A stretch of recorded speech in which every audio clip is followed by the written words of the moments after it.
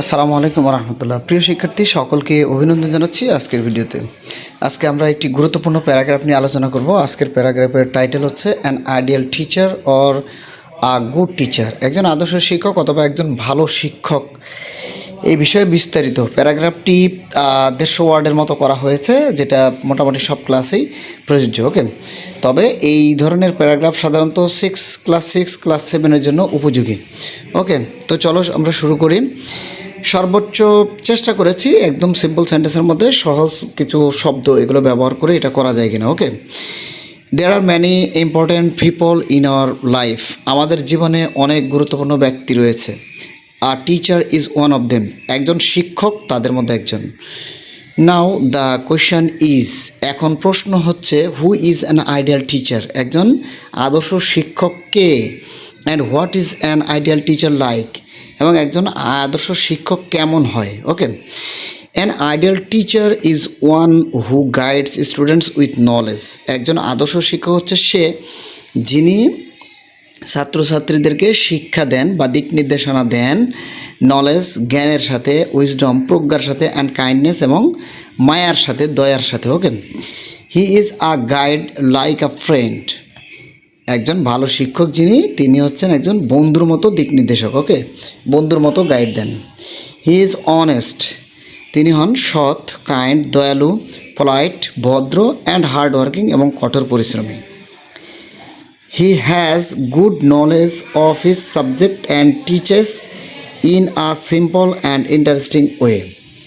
He has good knowledge of his subject. একজন আদর্শ শিক্ষক তিনি যে বিষয়টি পড়ান বা পাঠদান করেন সেই বিষয়ের উপর তার ভালো জ্ঞান থাকে। And teaches in a simple, এবং খুবই সাবলীলভাবে সহজ সরলভাবে তিনি শিক্ষা দেওয়ার চেষ্টা করেন। অ্যান্ড ইন্টারেস্টিং ওয়ে, এবং খুবই মজাদার পন্থায় বা বিভিন্ন মজাদার পদ্ধতিতে শিক্ষাদান দেওয়ার চেষ্টা করেন। ওকে, এরপর দেখো, হি এক্সপ্লেইনস এভরি লেসন ক্লিয়ারলি।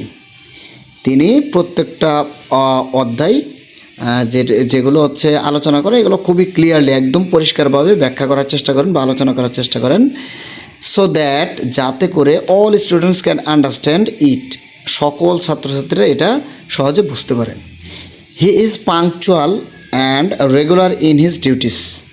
একজন ভালো শিক্ষক তিনি সবসময় সময়ানুবর্তিতা এবং রেগুলার ইন হিজ ডিউটিস, এবং তার যে দায়িত্ব সে ব্যাপারে কি থাকেন, নিয়মিত থাকেন, অর্থাৎ তিনি কখনোই তার দায়িত্ব অবহেলা করেন না।